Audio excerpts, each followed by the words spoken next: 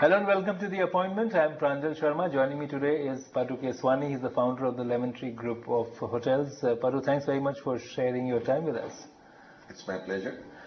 You had a very interesting entrepreneurial journey, from being a professional to getting into a startup. How's been the experience of that transition? You clearly have a successful chain now. Well, I guess you're right. My whole family, their background is they're engineers or doctors or actually artists. My sisters are theatre artists and actresses. But the point is that in my family, we've mostly been government servants. So my decision to become an entrepreneur was about, now it's 13 years ago. And it was basically a very random decision, not thought through. I wanted to retire. And I had just made a sufficient amount of money to build a very small hotel, which I looked at as an annuity. So effectively, I wanted to build a tiny hotel, which I did in Gurgaon. And my view was that if it would earn enough money to, take care of me and my kids' education, then I was a happy guy. And I was lucky because when I started, that was the intention. It was not to build a chain. But when I started, my colleagues who came on board with me, who had worked with me in the past in the Taj, about 8 of them, they said, why don't we, it was very successful, the first hotel. So they said, why don't we try a second? So it's, normal, unplanned growth, so to speak. And in the next 3 or 4 years, from 2002, when I started the company, to 2006, we had 6 hotels, of which 3 were built and 3 were under construction. So you were a reluctant entrepreneur? I was an involuntary entrepreneur. Not even reluctant. There was no reluctance there, really. There was a total absence of thought. And when I look back on it today, I'm amazed that I did it. It's interesting how you say that, because a lot of people, when they start their ventures, especially in a very competitive and difficult to enter sector like hospitality, they have this grand plan of, you can't do a standalone, you must sort of look at a long-term plan. You also created a segment which nobody had really focused on. So was that also involuntary, or did you have some thought behind that? I was quite clear. See, the hotel sector in India, more than 70% of the hotels are owned by individuals. If you look at while a lot of them are branded, the ownership is not with the international brand, it is with individuals. Right. Now, if I looked across the entire spectrum of hotels, when I started Lemon Tree, most of the hotels in India were upper upscale, which is like 5-star or better, more than 2/3. So imagine as a market, so to speak, that 2/3 of if I take the airlines as an example, 2/3 of the airline seats in India are business class. Obviously, it implies that there must be a big opportunity at the economy level, right, or at the low-cost carrier level. The problem in India was that it was very difficult to build a financially successful hotel in the mid-market zone, which is why enough hotels hadn't come up. Second reason, I think why there were not many mid-market hotels was because most individuals who built hotels were also looking at it as a statement. So if the difference between a 5-star hotel and a 3-star hotel is not very, very significant, and in India, strangely, it is not, then if you had a choice, you'd say, why not build a 5-star? It added to your stature from that perspective. So I was lucky. I entered a market which was skewed, where supply was, far less, where it should have been far more. And the only challenge was the structural issue of building a hotel which would give you an adequate financial return. So you said that, one of the tough things was about creating a financially successful model at the mid-level category. How did you crack that?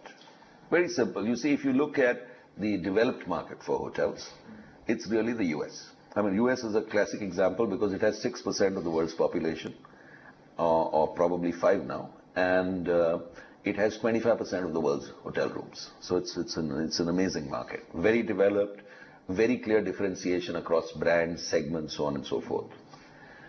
So if you look at the US, the real difference across 5-star, 4-star, 3-star, 2-star is not product so much, which is the physical building, it's the service levels. Because the very high cost in inputs in the US is labor. So, you will get room service in a 5-star and you won't get room service in a 3-star. In India, it's the exact reverse. Labor costs are relatively low still, But the cost of product is very high, fundamentally because cost of land is high, cost of debt is high, gestation of debt is, short. So it's structural issues that actually were a barrier to creating a financially successful 3-star hotel. Now you've got to keep in mind whether it's a 1-star or a guest house or a 5-star hotel. In India, Indian customers want full service. They want everything. Okay, so the only difference between, in my opinion, a guest house and a lemon tree is we offer nearly full services, so does a guest house, but the difference is in the professional quality of services offered. Not in the range of services, but in the quality. Coming back to my original point, which was that if you looked at the product side, the difference between a 5-star and a 3-star, for it to be successful, had to be that the 3-star was half cost. Okay, roughly 50% of the price. In terms of the cost of the total cost of setting up the room. Now, if you did not want to trade off on location, because in India, there is hardly any public infrastructure as far as transport goes, then location becomes equally important whether you're staying in a 5-star or a 3-star. Therefore, you can't save money in the land. I mean, you have to put up, like I have a hotel here, which is adjoining a 5-star deluxe hotel. So I have not saved money on land. The cost of land has been the same for both of us. So therefore, what's the solution? Solution is very simple: build smaller rooms. So if a 5-star deluxe hotel in a certain size of land builds 100 rooms, I wanted to build 200 rooms. Therefore, my cost per room would be half. And of course, the revenue per room would be. So the revenue per room would also be half, providing my cost per room was half. So how do you do that? I reduced not the room size as much as the public area size. Great. So at this point, we'll take a short break. Patu, when I come back, I will talk about the growth plans of the Lemon Tree Group and also life in the hospitality industry with Patu Keswani, founder of the Lemon Tree Group. Stay with us.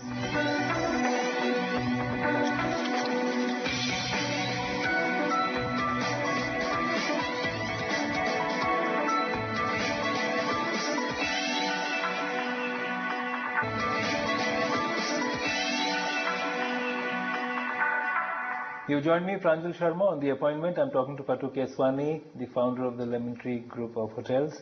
Patu, the growth strategy is also interesting because you started with a single mid-level hotel chain, but now you again segmentized it. You have the Premier and then you have the Red Fox.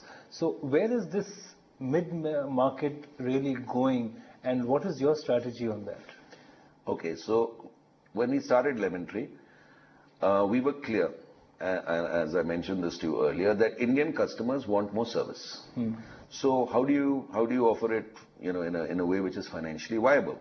We said Lemon Tree, in its original avatar, would be a 3-star product with 4-star service levels, because we were very clear Indians wanted more service than normal in that category, so to speak.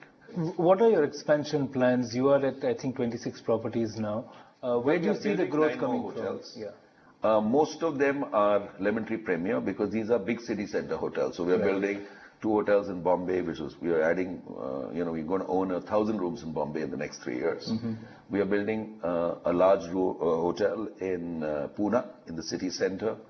We are building a resort in Udaipur. We are building a hotel in Calcutta because we've not been to the east so far. And we are building a few smaller hotels in Gurgaon and in Shimla and so on and so forth. Going forward, our plan is not so much oriented towards which brand we will build. We are looking at the leisure market because to me, it's a very simple mathematical calculation. We have today about 1 million visitors who stay in our hotels. And if we just asked ourselves a simple question, which is that all these visitors... 1 million visitors per day? Per year. Okay. Who stay with us. About, I think it's about 980,000. Right. These guests also go for holidays. Okay. And I'm very encouraged to note that a lot of Indians now have actually started have actually started going for holidays. I remember, 25, 30 years ago, when I should have gone for holidays, I hardly did. And most of my colleagues also did, and friends. So today I see an average guest who stays with me maybe 10 times a year is also going for a holiday 2 or 3 times a year. And they all are loyal customers. So where is this market going? Because you're saying that you're moving into leisure, but the original concept of Lemon Tree of providing for the business travelers to a large extent, how big do you expect this overall market to be, and where do you see yourself in that? Okay, so let me tell you our plan. You're absolutely right. When we started Lemon Tree, we were focused as a business hotel company. But like any company, we evolved. What we understood was that we were not capturing the full share of wallet of our customers. So let's take, somebody who's working in a company like, hypothetically, an IT company. So when he joins in his first 10 years or first 5 years, he's going to stay in a Red Fox category. That's his entitlement. 5 years later, he's senior enough, he moves into a Lemon Tree. 5 years later, he moves into a Lemon Tree Premier. And then he falls off because then he's going to stay in a 5-star. So the creation of 3 brands was really to capture the life cycle of his business days. But I'm completely missing out on his leisure stay. And why should I? For 2 reasons. One is I want to capture the full share of wallet of this guest. And more importantly, I don't want somebody else to capture him, in his leisure side and then move into my business space by capturing his loyalty for his personal visits. So strategically, it makes sense. It's a very natural expansion of the brand, an extension. And my forward view is very simple. And, why it all ties in for us is I think a lot of Indians, as, the GDP grows, disposable income grows, are going to start spending money on entertainment and travel. So we want to capture the domestic leisure market. And therefore, next 10 years, if you ask me, we will build more resorts than business hotels. At this point, we'll take a break, and Patu Keswani will stay with us, and I'm going to ask him what should the government do actually to encourage this market of domestic travelers who are looking for better options in leisure and entertainment. Stay with us on The Appointment.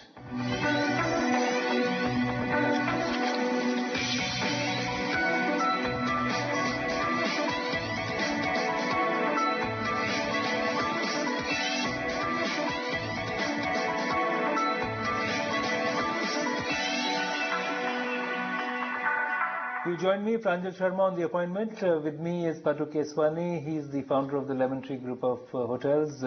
Patu, you talked about the growing market of the domestic traveler. We see, again, a lot of exciting things happening. There are the hotel aggregators who are coming up now. At the same time, the global chains are also entering the market. Do you see Lemon Tree being sort of squeezed between the aggregators who are offering rooms at maybe 1,000 of existing facilities versus the really big guys? No, I have a different view. My view is that the rate of growth of the Indian market is, of course, it is cyclical because, demand for hotel rooms goes in an exaggerated way with the rate and, the rise and fall of the rate of growth of the economy. But if I look at the next 5 to 10 years, and we normally have a 10-year perspective because hotels are obviously long gestation projects, I see that the Indian customer, the demand for hotel rooms by the Indian consumer will be far greater on a long-term basis than the supply that is coming in. Okay? So whether it's an international chain which really operates from 3-star and up, or whether it's these aggregators who are really aggregating what I call the disorganized part of the market, which is really guest houses or very small non-branded, unbranded hotels. They are operating for their peculiar demand-supply conditions.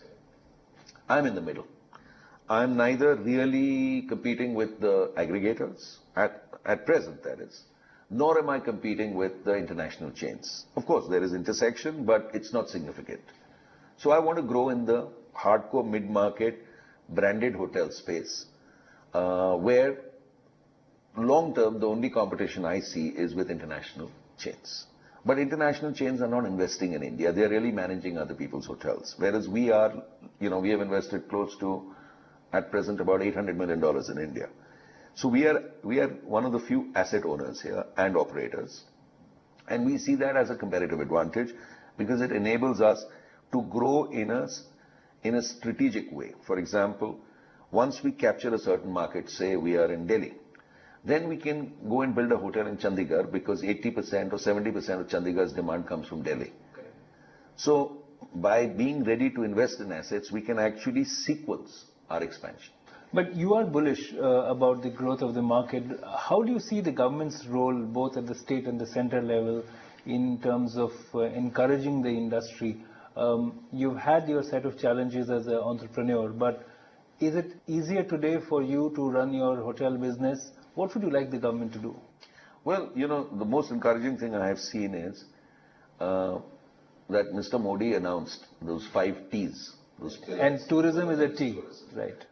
Okay, so we know that the chief executive of the country is saying, one of his focus areas is tourism, and as it should be, because here's the tragedy.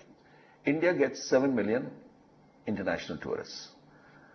The Ministry of Tourism tells us that there are 900 million domestic tourists. I don't know how they calculate this, but certainly there are a lot of Indians who, for leisure reasons, are traveling, all over the country. So if I look at it purely from the numbers side, 907. I'm hearing there are 100 more domestic tourists than international tourists. So obviously, if I'm looking at the mid market and I want to grow, I need the government to help me capture these domestic tourists, whether it is through connectivity, whether it is through, just providing better facilities. Now, that's really not a central government job. It is more a state government job. But I would love to see more airlines operate, because I find I'm actually quite amazed that airlines are losing money in India, and yet they seem to be charging very high fares. So there is some issue here which I have not understood. So what are the things you would like, so I think one of the things that the government is doing in terms of improving the visa on arrival facilities, yes, so that the inflow of foreign tourists goes up, to encourage more domestic internal tourism. What are the couple of things that you would request and suggest that the government take up? One is make land available specifically for hotels. Auction it by all means. Let the hotel companies compete for it.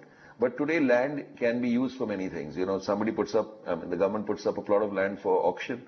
It can be used for commercial, for retail, for hotels, and we come last, in terms of returns. A hotelier can never compete with a developer if the option is to build a commercial tower, as an example, very broadly. So the government should make specific land use plots available, which are specifically for hotels, and not just a generic commercial space, as you said. That is correct. And I'm talking to you at your property in AeroCity next to the T3 terminal. This perhaps could be an example, because this area was created only for hotels. That is correct. So, but more such models. Not only that, Pranjal, you should also have enough plots. See, for too often, the government has used the plot, the hotel plots, and controlled the supply in such a way that they are looking for the maximum bid. Now, if in a city, as an example, if in AeroCity, they had only made 1 plot available instead of 12, 20 people would have bid for it, and the price would have been absurd. And finally, whoever had gotten it would have put up a 5-star deluxe hotel, because that's the only way he would have recovered his cost. So it's essential you put up a sufficiently large number of plots that enough buyers come in, put up hotels, and therefore, as you very rightly said, a hospitality district is often the answer, near major transport points like, Delhi Airport, Bombay Airport, and so on. Are the state governments realizing this? I think the central government is realizing it, and certainly state governments are also gradually realizing it. But if you ask me very honestly, I think the hotel industry has not done enough to educate the public, the government, the bureaucracy, as to the massive advantages that tourism endangers. Every time you invest, say, 1 crore rupees in the tourism business, you could probably create 10 to 12 jobs, which is much more than is commonly recognized. But finally, I think what you're saying is also very importantly that the government's thinking is really about the top-end hotels, but if you're looking at the figures that the tourism ministry talks about, the 900 million domestic travelers, you have to have focus on the lower and mid segments, and therefore the cost of land, the cost of doing business, and the cost of capital have to be more affordable. Yeah. So the two other things I think which the government can do, which will help a lot, besides making land available, besides improving the general infrastructure and connectivity, the other two things is to create hotels as long gestation infrastructure projects, so that we get access to funds on a longer term basis than we do today at lower costs of rates of interest. That's one. Number two is tax it less. Even to this day, the government thinks of hotels as an elite, five-star hotels. If you ask somebody, most people in India, they think, if you say the word hotels, they think five-star. It's like you say photocopier, most people say Xerox. Or chocolate, people still say Cadbury. You say hotels, people say five-star. So we need to educate, we need to create enough, to create, so it's a cycle, to create enough mid-market supply, we need to educate the government, that hotels does not mean five-star. It is a mass market product, and you have to help, they have to help us create enough supply. Thanks, Patu. That's a very positive thought. Thanks very much for being with us.